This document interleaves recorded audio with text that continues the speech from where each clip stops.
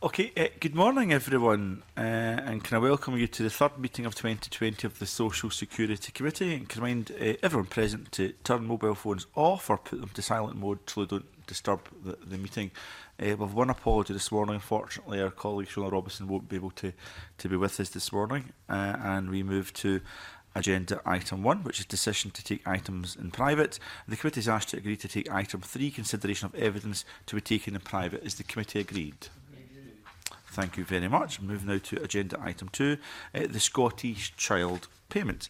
The committee will hear from the Scottish Commission on Social Security on its scrutiny report of the draft Scottish Child Payment Regulations. So therefore, can I welcome Dr Sally Witcher, Chair, Scottish Commission on Social Security, and Dr Mark Simpson, Member of Scottish Commission on Social Security.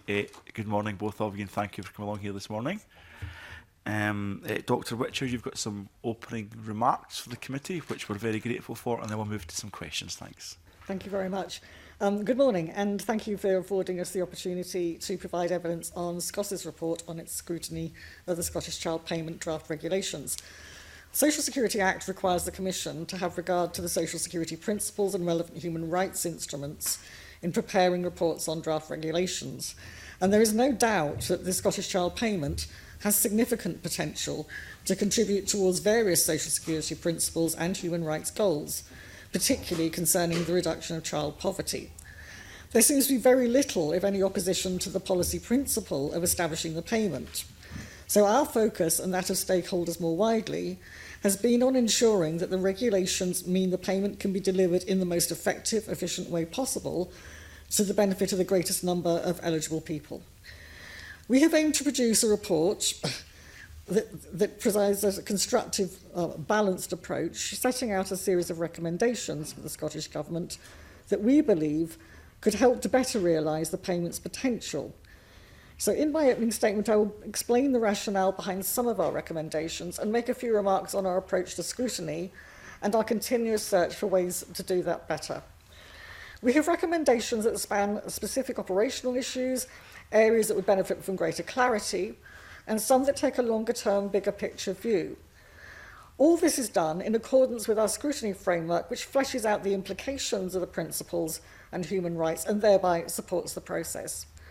So there are very specific suggestions on where scope for improvements may exist, which therefore would benefit from thorough investigation.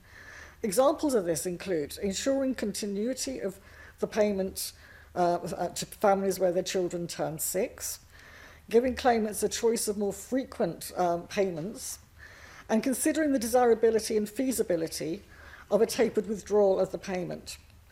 So various recommendations call for greater clarity, for example, on recovery of overpayments and on how competing applications would be resolved and how they would be dealt with. For example, a recurring theme of the stakeholder event we held, which we're very pleased that members of this committee were able to attend, was that some people voluntarily withdrew from the benefit system because they hear about difficulties with making claims and therefore just do without money to which they are entitled. There were issues around distinctions between eligibility, awards and payments that arose. And the social security system in general, and this benefit in particular, must therefore be as simple as possible for people to understand. Finally, in keeping with the social security principles that span the way the policy is developed through to how it is delivered and continuously improved, and also human rights for progressive realisation, we considered some longer-term, wider issues. And looking ahead, and assuming, of course, that the payment is agreed, we have suggested that the Scottish Government consider a double lock approach to uprating the payment so that it increases annually by the higher of either CPI inflation or growth in median income. Now, take-up, of course, is going to be central to the success of the payment, and the committee is well aware of this from its recent work in that area. And that's why we suggested that the Scottish Government should continually review its approach to promoting take-up with input from stakeholders, claimants and potential claimants. If possible, we have also recommended that the Scottish Government attempt to maximise take-up of reserved benefits that confer eligibility to the payment, ideally in partnership with DWP. I stress if possible, because the fiscal framework may be a factor here in enabling or preventing that course of action. We also have a number of recommendations concerning the review of the payment and more general learning on the use of the top-up power, ideally to inform the extension of the payment to older children. So, as our experience of scrutinising draft regulations grows, it is important that we try to make bigger picture connections. We therefore suggested the Scottish Government should routinely consider scope to increase consistency and coherence across regulations, unless there is good reason for difference, as per my earlier point about the need for simplicity and clarity. So I will now very briefly set out a few factors that shaped our scrutiny of these regulations. So this is the first set of regulations we've been involved in from the very start. These having come into, in fact, we only came into existence halfway through the process of the Young Carers Grant, which is the other report that we've done. And so our early engagement with officials on this occasion allowed us to highlight various issues at an early stage that we were pleased to see the Scottish Government addressed in a revised draft. And this way of working seems to be productive because it means that issues can be resolved at an earlier stage, allowing scrutiny reports to focus on the remaining issues. And it means that what we then produce is more concise and it's those that we all can focus on going forward. However, while we fully understand the Scottish Government's desire to make payments as quickly as possible, the pace of work has posed challenges, I think, for all concerned.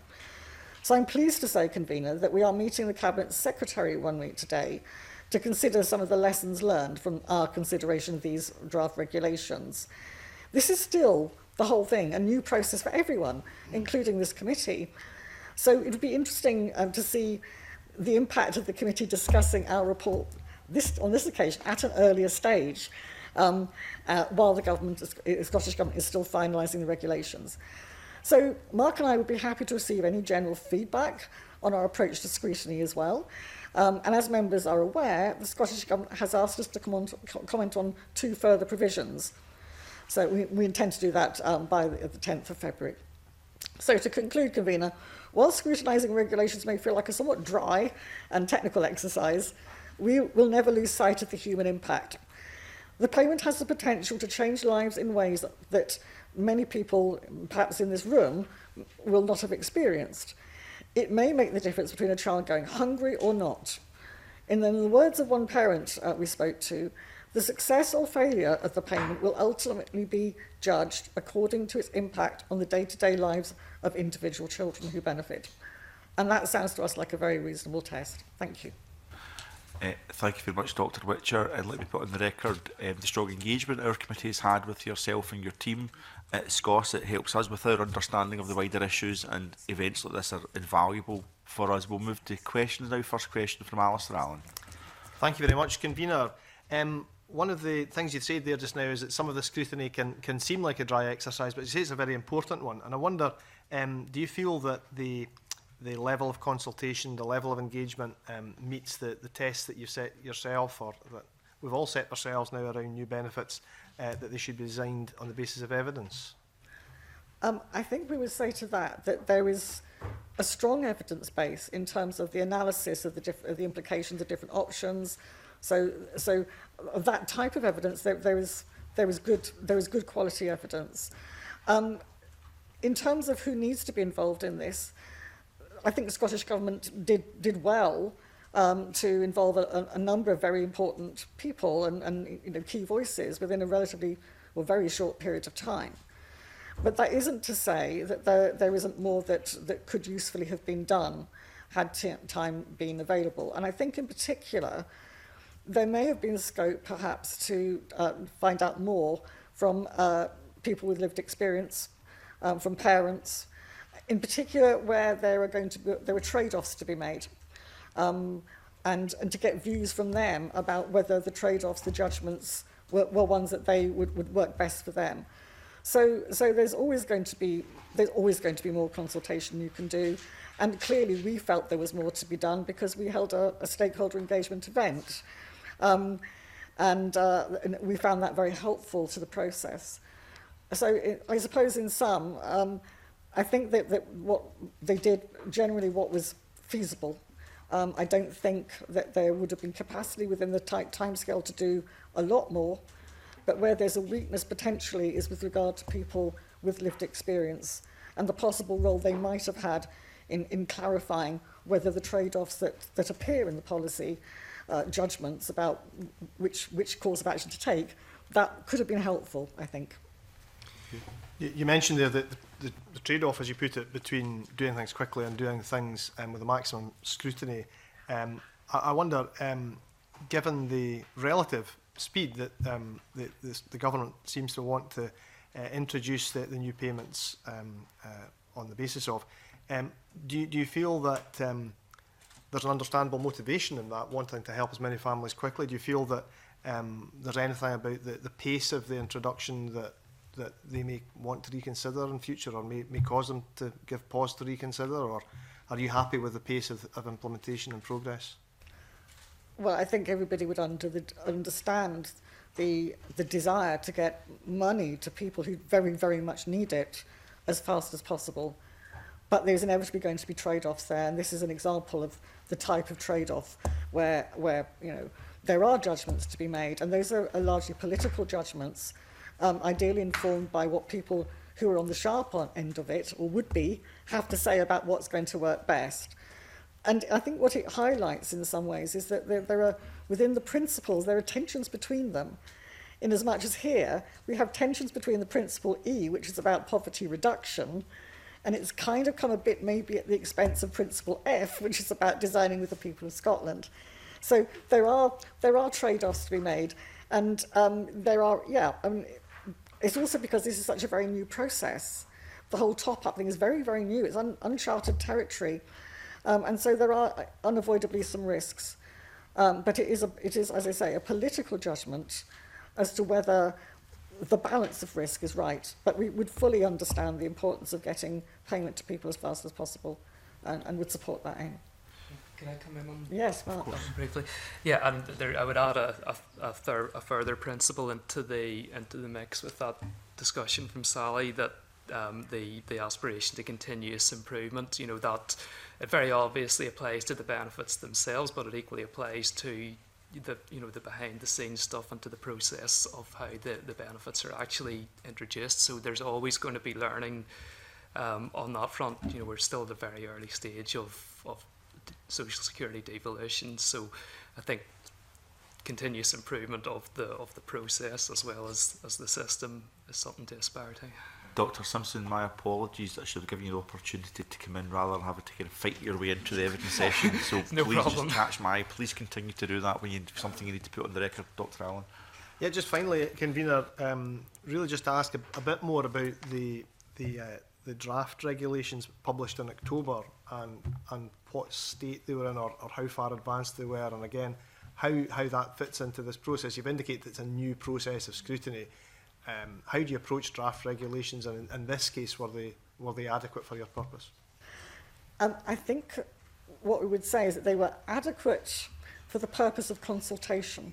There was enough there, enough clarity to have meaningful consultation, and to get views and to get evidence, which in turn we were able to feed through to the Scottish Government to get revisions to the next draft.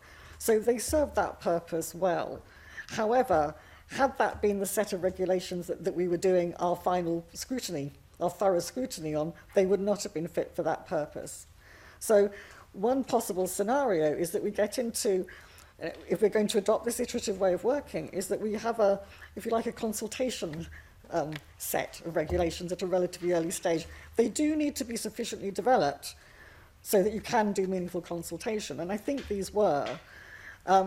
But then you have a second version later on, which is what we base our scrutiny on. Thank you, Convener. Okay. Thank you very much for witnesses for those comments. I think you said this about real families living in poverty today and getting payments into their pockets as quickly as possible. It's reasonable to put on the record, because there are some issues about that first phase of payments for under 60s. That would be a £71 million estimated investment into the pockets of 170,000 children in Scotland for under 60s, when it rolls out to under 16s, 410,000 children estimated. I'm minded that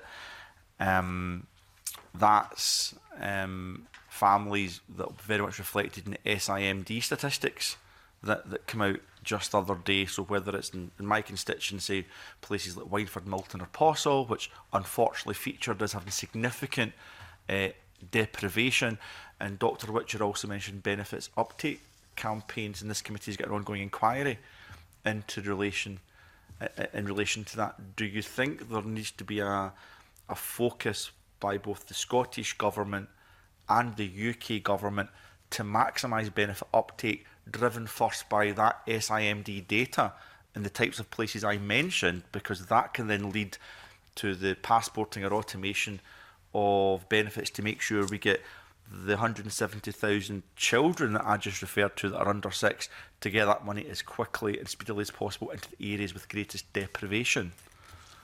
Do you want to take this one? Yeah, well, I mean, I think given the direct link from the qualifying reserve benefits to eligibility for the child payment, logic dictates that you're not going to maximise take-up of the child payment unless you also maximise take-up of the qualifying benefits. You know, we've seen estimates of 83% take-up of the child payment, but then when you look at the estimate that 83% of eligible people are receiving child tax credits, and that's the aspiration ultimately for take-up of universal credit, then you're talking about 83% of the 83%, which starts to look possibly like there's a little more room for improvement. So it is, it's important for the success of the child payment that the qualifying benefits are being taken up. As Sally alluded to in her opening statement, there is currently a lack of clarity in the fiscal framework around what the financial implications for Scotland might be if it were to sort of unilaterally take action to increase take-up of DWP benefits, and that's maybe something that there's an opportunity coming up to address when the framework is reviewed.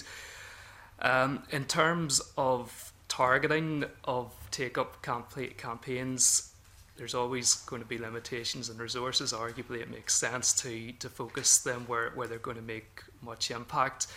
I suppose coming from a small place like Northern Ireland, it's not too difficult there just to do a blanket coverage of the whole region with your take-up campaigns. That's maybe a little bit less feasible in Scotland, but that's a question of what resources are available and how the government wants to use them.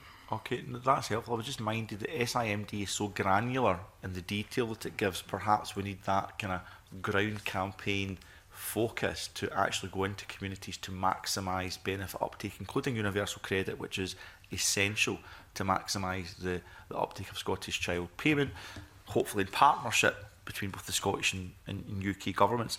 So hopefully we maximise uptake. Clearly SCOSS has understandably raised some issues about young people who are under 6 whose families will attain that £10 a week payment, who will then fall off the other end for possibly up to a year or so, because the Scottish Government won't have the required data to give it to children who are over 6. Could you say a little bit more about that and a little bit more about what some of the solutions may be to tackle that issue, because it most definitely is an issue?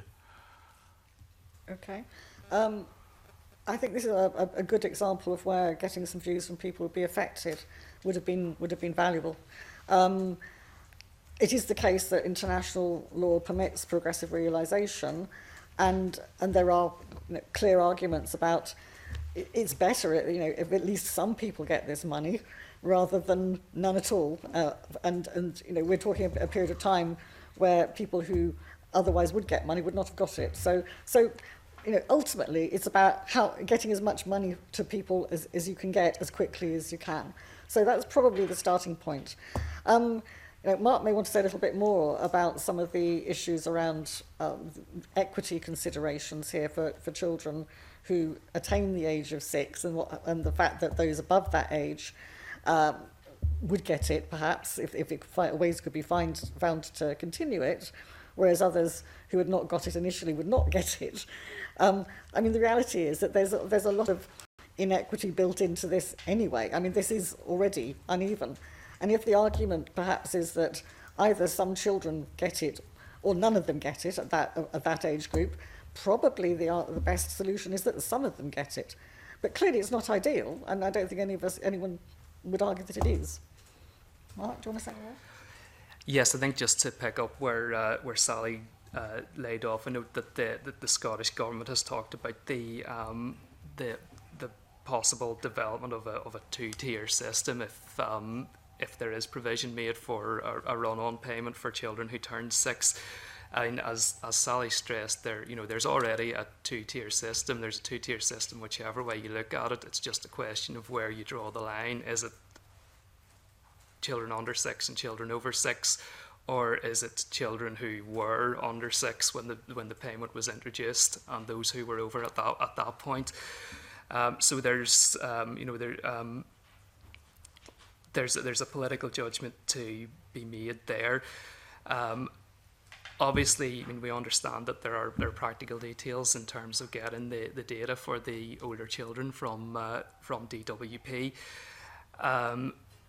What we've tried to do in the report is to, without prejudging what the answer to that is to encourage the Scottish Government to do whatever it can to investigate whether there is a workaround to that.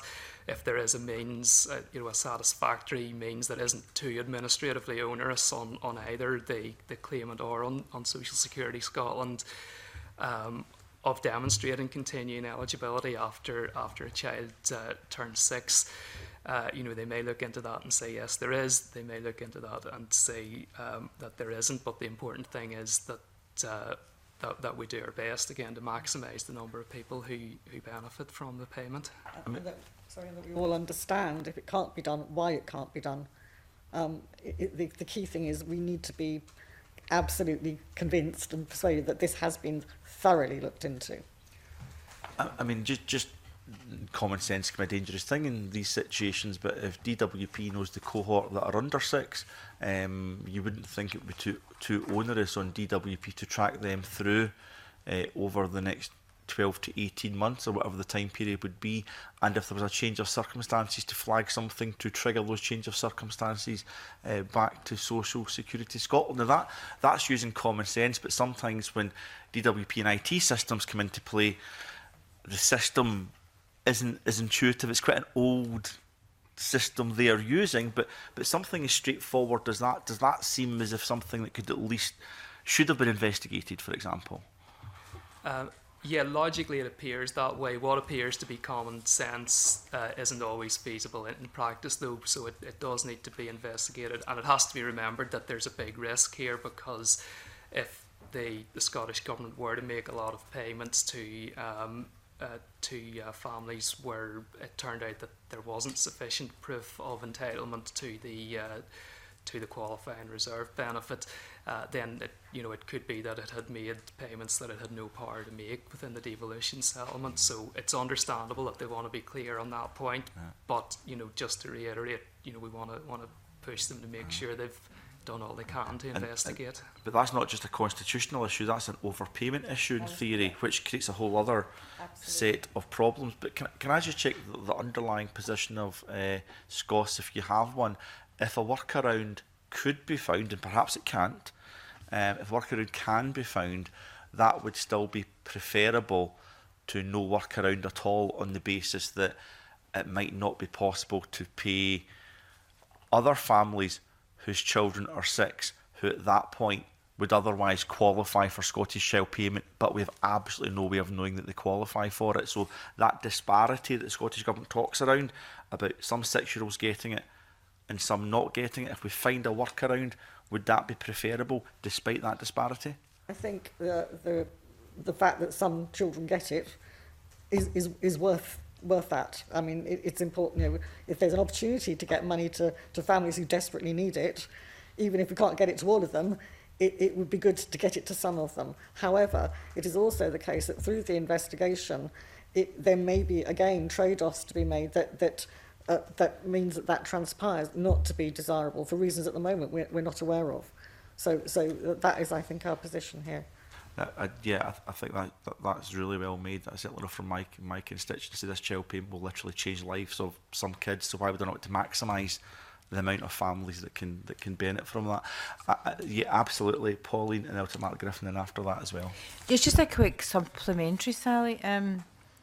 So I tend to agree if some children get at that, but it's a wee bit concerning to me listening to the debate, because if you have a child that's 8 or 9, doesn't mean to say you're better off. This is the problem, is it not? Because just because you have younger children doesn't mean to say you might not necessarily be getting the poorest families. Would that be fair to say? I think what the initial research showed that targeting children under 6 was where it was going to have maximum impact. So there is a bit of an evidence base, and there's quite a considerable evidence base to suggest that targeting does make sense. But there are also entirely practical reasons. So I don't why because of building on Best Start grant and so on, why they have data and why that's a much easier thing to deliver at pace. So the question not is, if you were going to, I think the choice to be made is either you do that and bring it in for that particular bunch of children because it's actually feasible and safe to do so in terms of security of delivery, or you don't bring it in for any children until you've got the whole thing in place, which would take considerably longer. Thank you very much. Mark Griffin. Thanks, Convener. Good morning. Thanks very much for your report and very detailed recommendations, which I hope the Scottish Government will accept in full. But like the Convener, I wanted to focus first on recommendation 1 around the issue of under 6s becoming 6 and then losing eligibility. The Scottish Parliament Information Centre provided me with a figure of around 58,000 children who may, over the course of the payment, lose their eligibility. And I think the Scottish Government have given their own figure of around 50,000 children who they think may lose their eligibility. Could those 50,000 children losing their eligibility, could families be lifted out of poverty with this payment and then find themselves back in poverty when their child turns 6 and lose their eligibility? Well, presumably it's a possibility. Mark, do you want to say something? Yes, it's certainly possible. I mean, I think that part of the justification for targeting children under 6 initially is because poverty rates are higher at that stage, and that's largely bound up with maternal employment rates increasing as children get older. So there presumably would be at least a partial offsetting of the problem if that effect is seen. But again, logically speaking, there are likely to be some families that's exactly what happens to. Yep. And given the number is so high, the Scottish Government is saying 50,000 children would potentially lose their eligibility. I mean, I know you haven't set any priorities on your different recommendations, but given what you're saying could be the result that families then go back into poverty, just how much focus should the government's attention be on recommendation 1, finding a workaround to solve that problem? How do you feel? How big a priority should that be? I'm not sure that we can really add to what we've said in our recommendation. And I think hopefully we've made it clear that we consider that is something that should be given a priority. As you rightly say, we're not going to be prioritising amongst our recommendations, but I think we've been pretty unambiguous about the importance we give to that being done, for the reasons that have been given. And I'm not sure that there's much more that we can say on that. I mean, our role, I suppose, primarily is to identify and explore the implications of different options. It isn't necessarily our role to pronounce judgment on whether the political choices made on those options and that analysis are the right ones. That is a matter for the politicians to come to a view on and to explore amongst yourselves. Okay, we've touched on what a potential workaround could be, what that could look like, and whether it's possible for the DWP to continue providing the information that would allow a run-on payment for those who turn 6. Is it possible to look at the other side, to look at the family themselves and ask the family themselves when they make an application to provide a commitment that the family in receipt of the payment have an obligation to inform Social Security Scotland of a change of circumstances, and with the principles of fairness, dignity and respect, that actually we trust claimants to provide accurate information, and that as a potential workaround rather than relying on the DWP.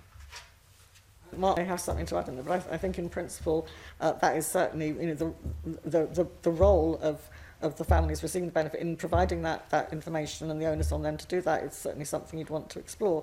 The risks, though, are around, firstly, to do with whether the Scottish Government is acting out with its competence if that doesn't happen, and secondly, increased risks of overpayments and what happens in that scenario. So again, that is something to consider. Mark?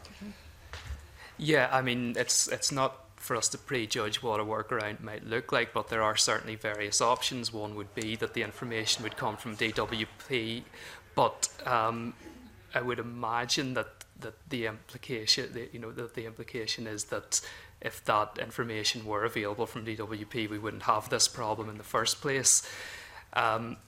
Then yes, you could potentially place an onus on the claimant to either demonstrate their ongoing eligibility or to notify if their circumstances change so that they were no longer eligible.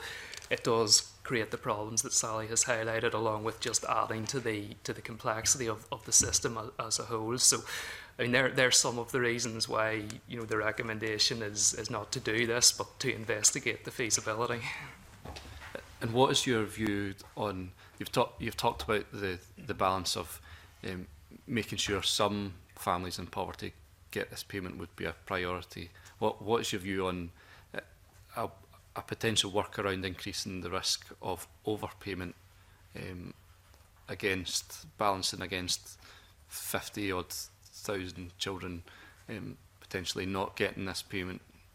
Would it not still be the case that it would be better for some who desperately need it to still get it, even with an increased risk of overpayment? Indeed, it might be. That is, again, for the politicians to come to a view on. As I say, our role is to kind of highlight the options here. And I think it's one of many really good examples, you know, of the fact that we are here, as I said earlier, in new territory. You know, there's going to be so much learning from what happens with Scottish Child Payment. To some extent, there isn't a whole wealth of evidence of historic evidence to go on, which would otherwise have given you some sense of, well, that worked and that didn't work. The learning kind of isn't there on this occasion. So at some level, decisions are going to have to be made which may or may not transpire to be the best ones or the right ones. And that kind of underlines why we have emphasised in our recommendations the importance of review, because there will be so much learning and we need to get it right. And if we can review it and get it right for the next phase of rollout, so much the better. Thanks, Gavina. Okay, Jeremy Balfour. Oh, so Jeremy, just before you come in, because I know you, my apologies, because you want to go into a new topic. Michelle, is it on this particular theme? Well, it was on the theme from Alistair when we were talking about decisions of making choices around it. We'll mop that up just now, and then we'll come in Jeremy after that. Then on you go, Michelle. Okay. Yeah, I just wanted to visit very quickly, good morning, and obviously I did attend your consultation day, which I found really useful, and certainly the engagement was, I thought, very high. But I know at that time we did discuss, and I see it's very clearly in your document you've provided with us and in the annexes you discuss it again, around the choice to use a Section 79 and actually go as a top-up to an existing reserve benefit, as opposed to creating a new standalone benefit. Did you get much evidence around that decision? Because the benefits seem to outweigh the negatives, with the negatives really being about the time it would take to introduce. And obviously we've been talking about this for 18 months, 2 years or so. And did they give you timescales that they thought it would take and what the sort of delay would be? Because it does feel like a bit of a missed opportunity as a standalone benefit. We didn't specifically ask for those timelines, but clearly, were you to do it as a standalone benefit, that would require primary legislation. And then there's all kinds of issues about, the scheduling, the time taken. Yes, it would have meant much more thorough scrutiny. So yes, there's a lot of arguments in favour of doing that way, but unavoidably, it would have created considerable delay. And and I think considerable would be, possibly would be unacceptable and it would be unacceptable in the situation where you're trying to get money into people's pockets as fast as possible. So there is no easy way of squaring that circle, and you have to make a judgment. But yes, in many respects, and that was something that stakeholders raised, going down the route of having a standalone benefit would in many ways be a better option. I mean, because Scottish Government could basically decide what it wanted to do, be so much more straightforward in that respect, much more flexibility around that, more thorough scrutiny, and a lot of the risks and some of the sort of inherent challenges around the fact that what happens or what you can do is contingent on what another government does would clearly have been significantly mitigated or removed by that. So I think the question is not which in an ideal world would be the right approach.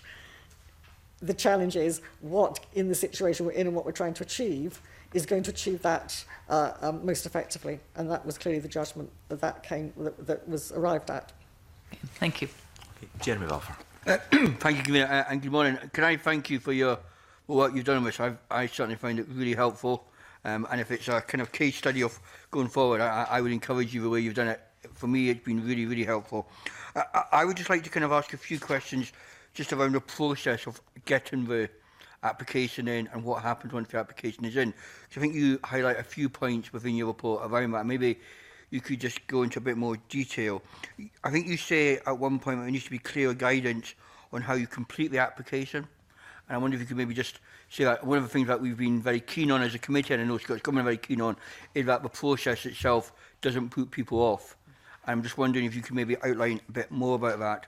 I was interested also that you flagged up there was lack of clarity maybe if a right of an appeal, and maybe just around about if someone is turned down, how do you think that should work? How should the appeal work quickly and efficiently?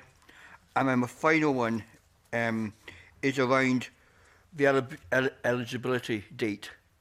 Because again, I think, and correct me if I'm wrong, that people will apply for this, but it may be several months before we hear back from the agency of whether they have been successful in getting that or not.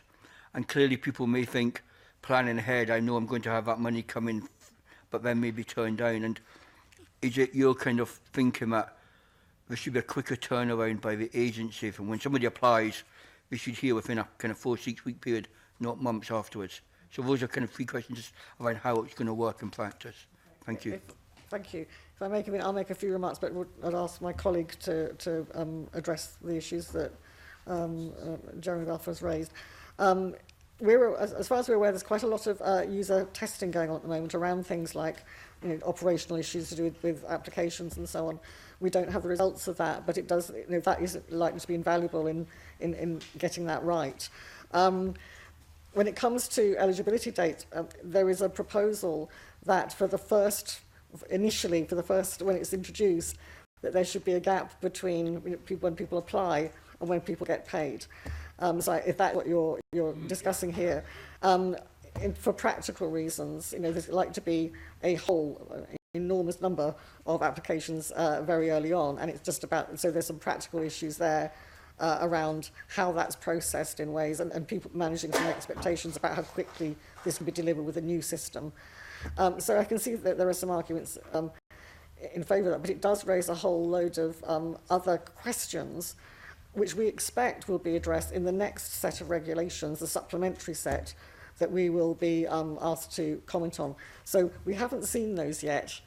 It may well be that there's more around quite how that's all going to be done to address things like changes of circumstances that occur between the time somebody applies and the time that they get paid, competing claims and other things, which, and that's just, some of the issues that might need to be ironed out to make sure that this works as well as it can. Mark, do you want to say more about other things? Yeah. Yes, well, I'll just start off by saying we've made some comments both here and in the report about the extent of consultation with people with lived experience during the development of all of this.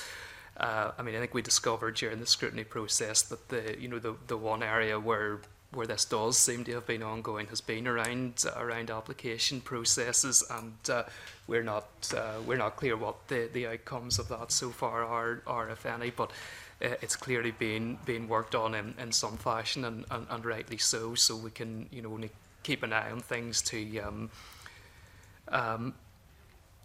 hopefully be satisfied that it's being made as user friendly as possible. And again, it comes back to the sort of overarching point that we're making throughout the report of the need to kind of keep all things under review going forward, and to involve the people who receive the child payment in that process.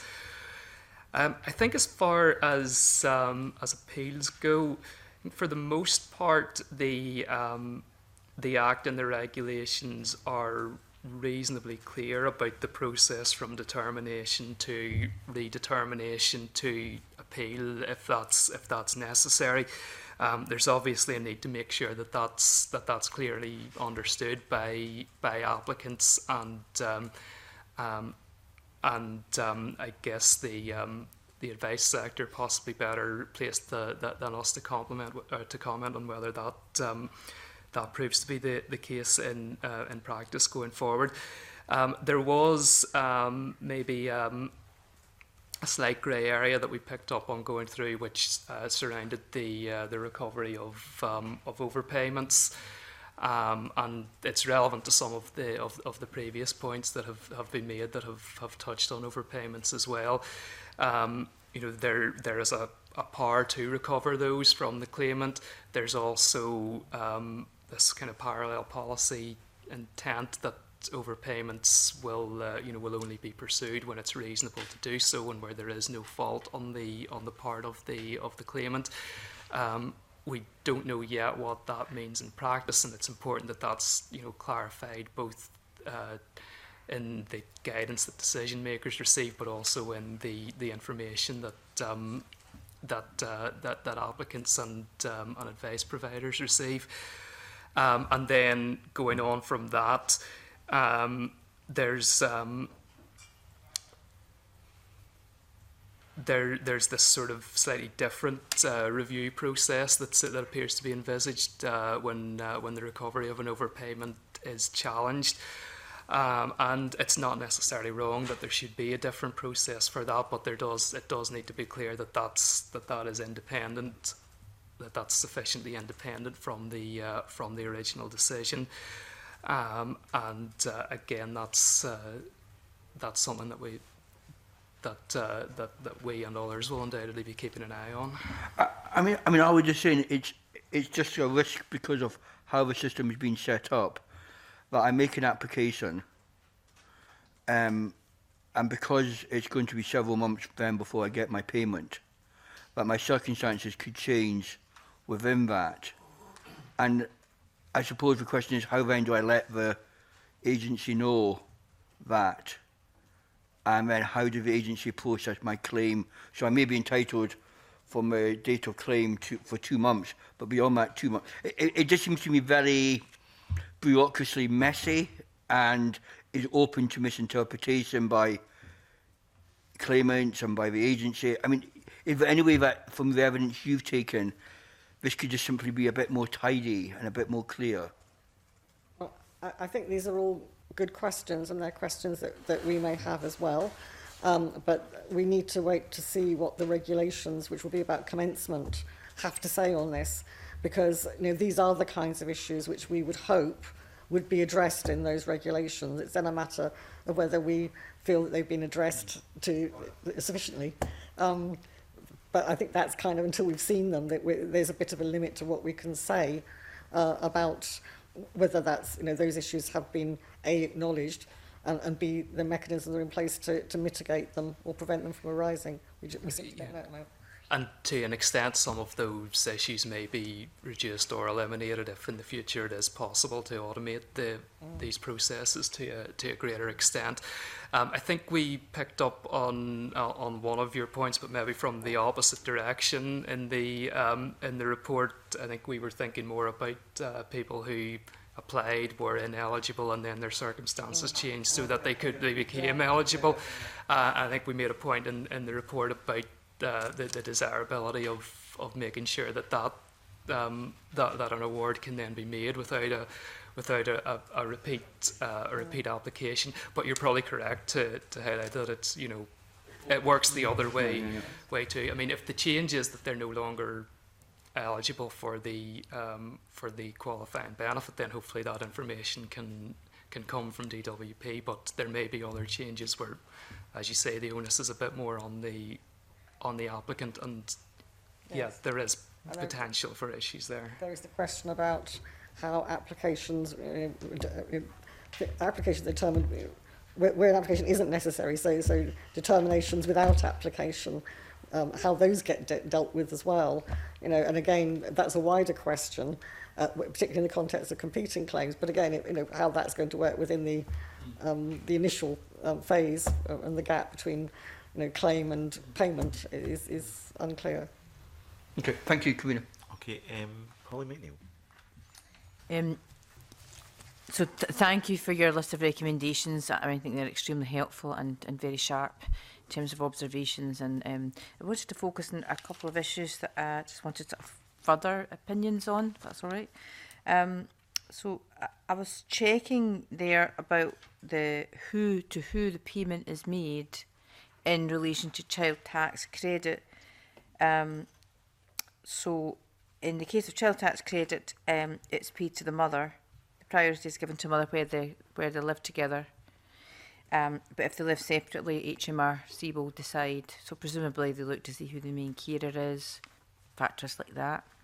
Are you satisfied that it's clear enough as to who the payment is made to once eligibility is established? I mean, I think there's quite a lot of need still to clarify a whole number of issues around who gets the payment and on what basis. I mean, particularly in the context of competing claims, but also, as you rightly say, in terms of different routes to eligibility. So, yeah, that is an area that needs to be looked at. Mark, do you want to? Yeah, well, I think that there probably was a need to introduce this kind of hierarchy of qualifying benefits. It reduces some of that confusion, and I think the hierarchy that they've gone with is probably logical. Firstly, because the benefits like universal credit and child tax credit at the top are, they're a clearer marker of low income than child benefit, which is much more widely paid. And I think I'm also right in saying that child benefit can be payable in respect of a child who doesn't even live in the UK in some circumstances. So, for various reasons, I think that makes sense. Whether it removes all ambiguities remains to be seen. So perhaps something for a wee bit further scrutiny, particularly where there are separated couples and there might be shared care of the child and things like that, and someone has to make the decision as to who will get the payment. Mm-hmm. Yeah, okay. I think I would maybe add that there will be some things that it may be appropriate to pick up in regulations, but there may be other matters of that kind which would be dealt with through for very clear, high quality, accessible guidance. And so there are different routes to dealing with some of these issues, perhaps. Thank you. So the other area I wanted to look at, so one of your recommendations, you talk about older children. So I know what you've said about, in answer to my question about younger children where poverty there's evidence that it's more intense. But I just wanted to examine a further question of why we're stopping at 16, where child benefit is payable up to age 19. And I imagine that's because invariably you're still a child at 16 under the convention, you may still be living at home, you still have needs, maybe less needs than a younger child. But I just wondered if you had any thoughts at all on whether the 18 would have been more appropriate than 16 in where we end up with the benefit? To be perfectly frank, that isn't an area that we particularly focused on or discussed, but it is a question that is perhaps worth looking at, yeah. Yeah, and it comes back to a point that we have made at various points in the report. There's a political choice to be made between the ambition of reducing poverty and what you consider is making the best use of the resources you have to do that. Just lastly, just so as I'm clear in my own mind, so the regulations pertain to the first phase at the moment, which is children of 6 and under. And then there's a commitment to look at that for 6 up to 16. So we would have to look at that again. Is that correct? When those regulations come forward? I believe so, yeah. Yeah. So I suppose it's a matter for the committee to examine the government's, whether they can meet that stated intention of bringing that forward by the end of 2022. Yes. Thank you. Keith Brown. Thanks very much for the work that you've done on this. It's been very helpful. On the issue that was raised earlier on about how quickly or how slowly it might be if you take a different approach through primary legislation, I think the Scottish Government's probably reconciled itself to the fact they'll be criticised politically either which way they go.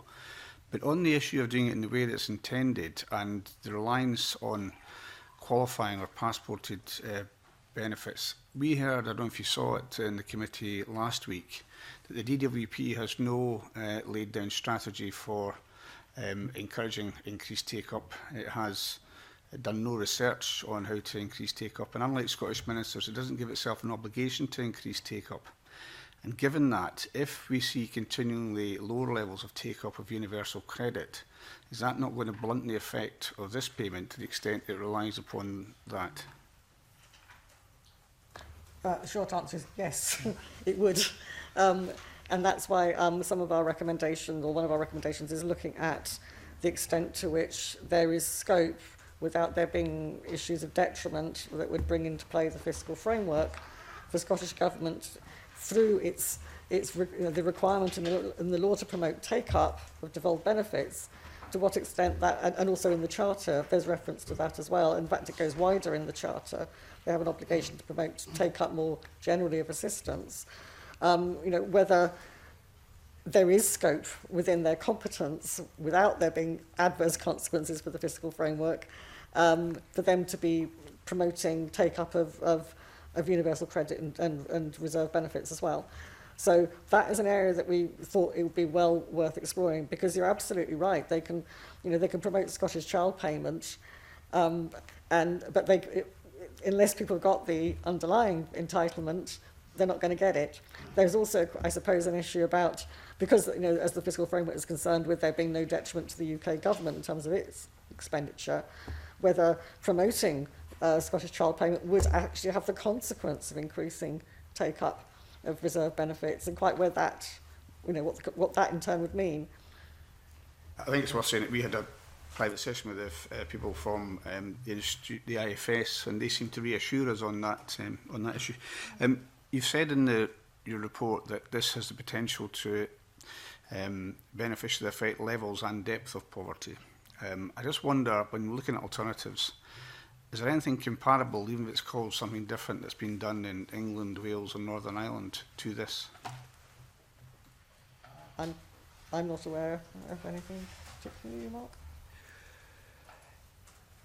Well, I mean, I suppose that you could maybe look to some of the supplementary payments that have been made in Northern Ireland. I mean, I guess the under occupancy penalty in housing benefit and universal credit is something that's been addressed in both Northern Ireland and Scotland through different routes, but in Northern Ireland there's also a supplementary payment which disapplies the benefit cap to any households with dependent children. So that's possibly the closest example. I know that I think the Scottish Government seems to be quite keen that this isn't regarded as a mitigation payment for in the same way.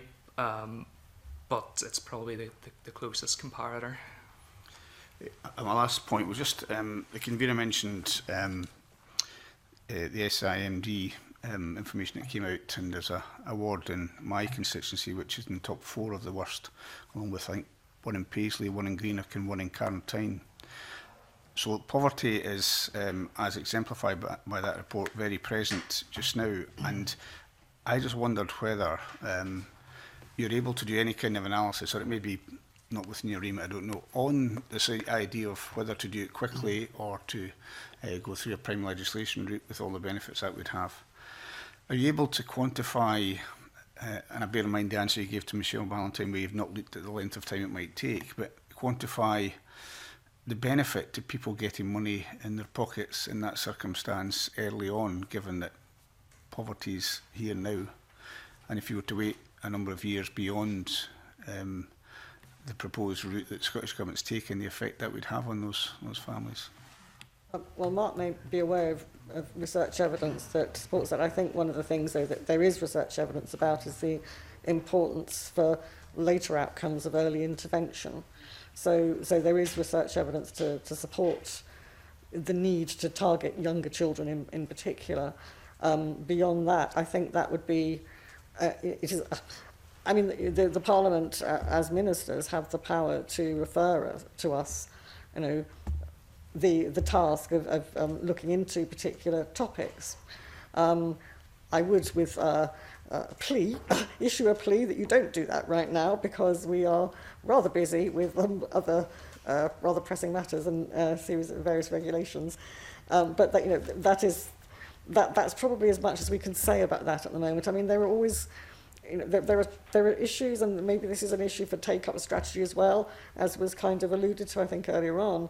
I mean, when you're, you know, how are you going to focus and target your take-up strategy, and is it going to be on areas of particularly, you know, deep deprivation?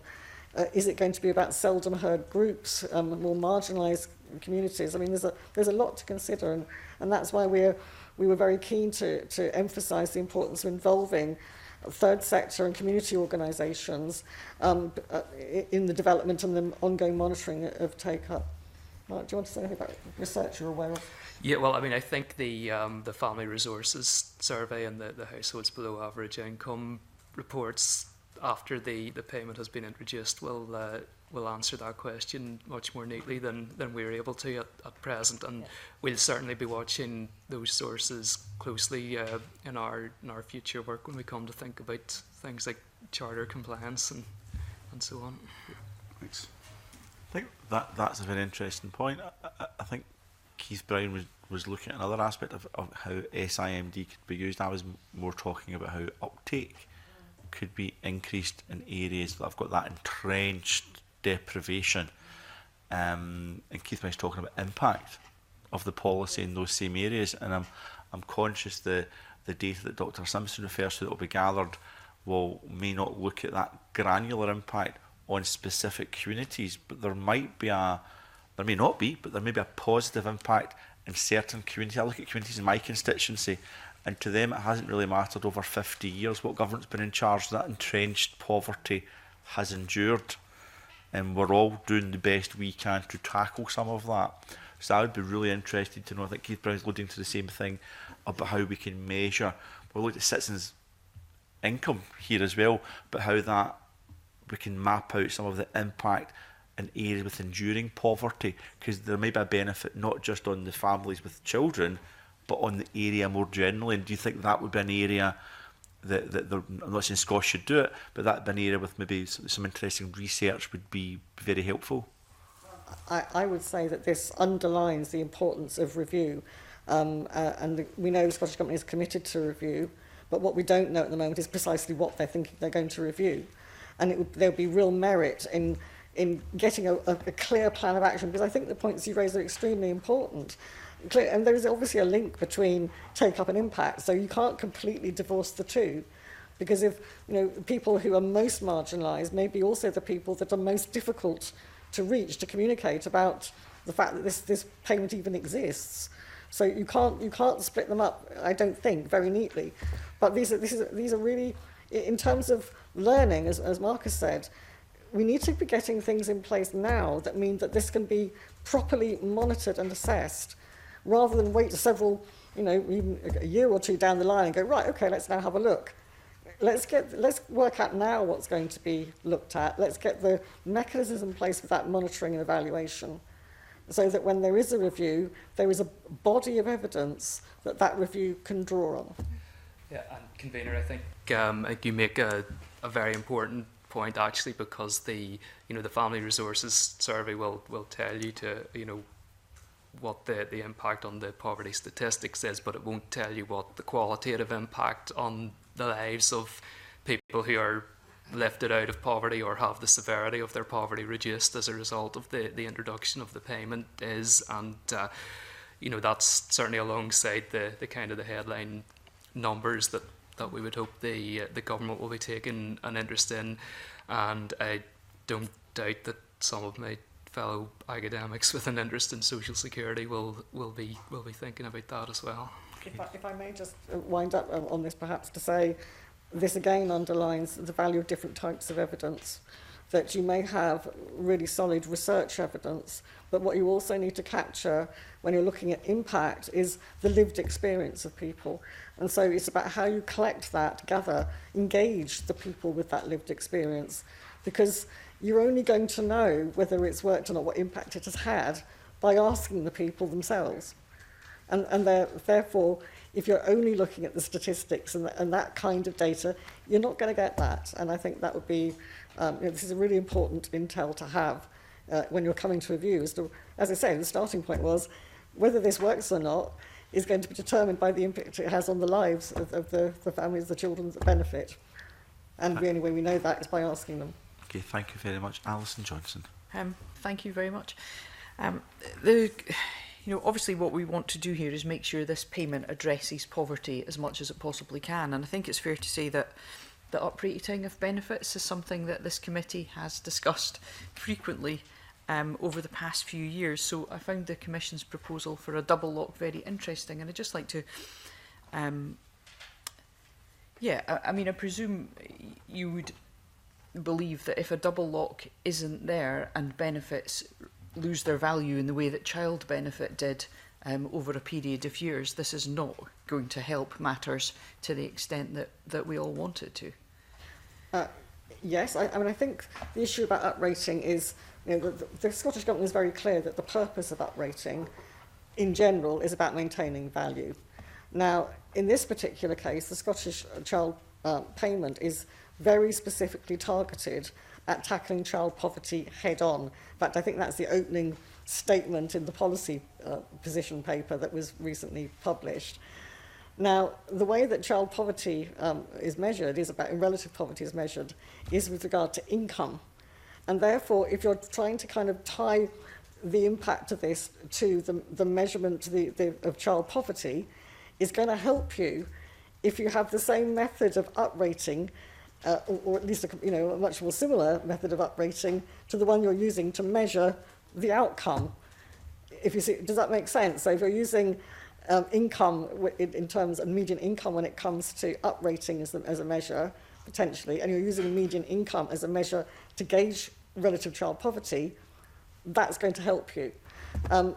Clearly, in general terms, the more you can double lock, triple lock, the greater the protection is likely to be around poverty, because it isn't just prices, and prices and income, median income, are not necessarily going to be the same, and so it's always going to strengthen it if you have more kind of options in there and take the highest one. So yeah, and things are slightly complicated by the fact that there are 4 different definitions of poverty in the Child Poverty Act.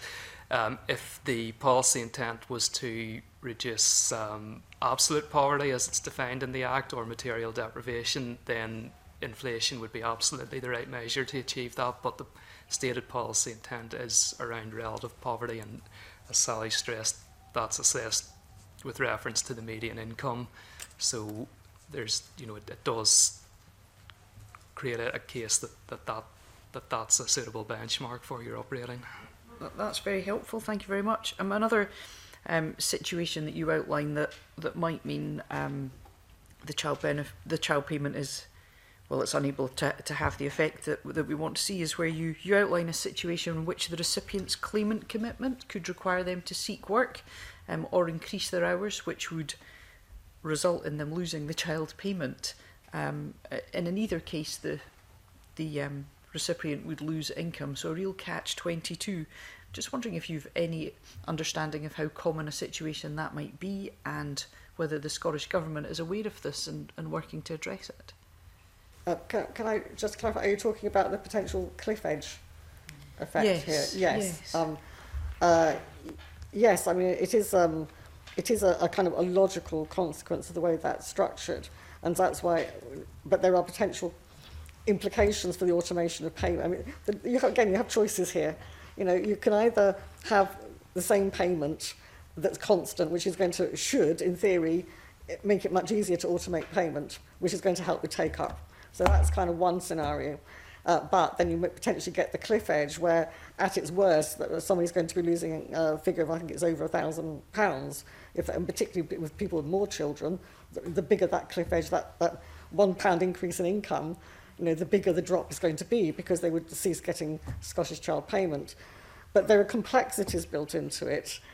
So there are issues around take-up, but there are also complexities in terms of changes of circumstances, possibly things to do with risks of overpayment, because circumstances have changed and you need to be adjusting accordingly. So there is, as ever in these situations, there are swings and roundabouts here, but it is clearly an issue, and that's why we've said that it needed another issue that we were insistent really does need to be thoroughly investigated, not just in terms of whether it would be feasible to taper the Scottish Child Payment, but also whether it would be desirable, because we need to have more information about the potential adverse consequences. We can foresee some, but there may be others that on more investigation would come to light, which would help you in making a sound judgment as to which course of action to pursue.